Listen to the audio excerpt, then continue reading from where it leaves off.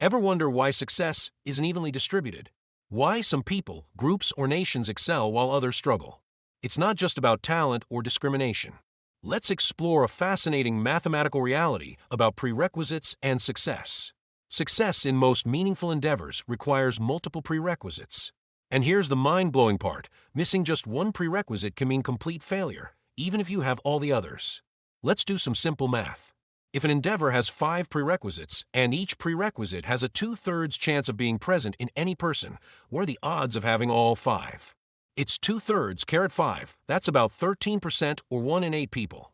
This creates naturally skewed distributions that look nothing like the bell curves we might expect.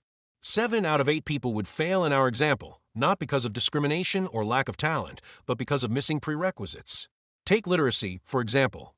As recently as 1950, over 40% of the world's adults were illiterate, including more than half in Asia and Africa.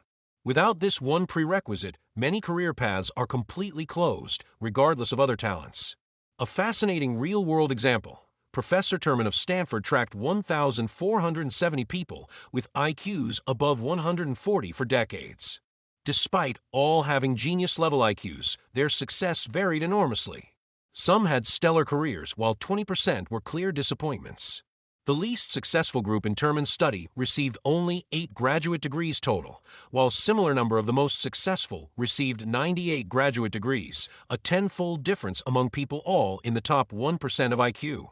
Even more telling, 2 people who failed to make Terman's 140 IQ cutoff later won Nobel Prizes in physics, while none of Terman's geniuses did. Clearly, high IQ is just one prerequisite for extraordinary achievement. What made the difference in Terman's group? Family background was crucial. The most successful came from educated families with lots of books. Among the least successful, nearly 1/3 had a parent who dropped out before 8th grade. Sometimes a missing prerequisite is simply someone pointing you in the right direction. One renowned scholar mentioned he hadn't considered college until someone urged him to go.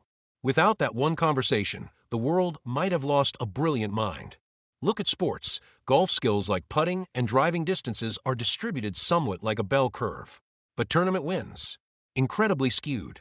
Most pro golfers never win a single PGA tournament in their entire careers. Meanwhile, just 3 golfers, Palmer, Nicklaus, and Woods, won more than 200 PGA tournaments combined. Similar patterns appear in baseball, tennis, and many other fields. Prerequisites create extreme inequality in outcomes. This explains why world leaders in one era become laggards in another, and vice versa. Gain or lose just one crucial prerequisite, and everything changes.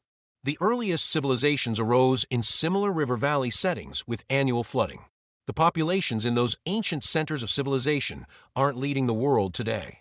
Prerequisites change over time as knowledge advances and new endeavors develop. Agriculture itself only emerged in the last 10% of human existence.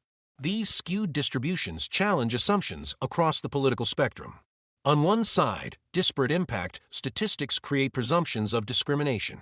On the other, similar disparities once fueled genetic determinism and eugenics. The reality is more complex and fascinating. Success depends on multiple prerequisites working together. Missing just one can negate all others, creating naturally skewed distributions even without discrimination or genetic differences. Next time you see disparities in outcomes, consider the prerequisites involved. The math alone predicts highly uneven results. And that understanding might just help us build better, more effective paths to opportunity for everyone.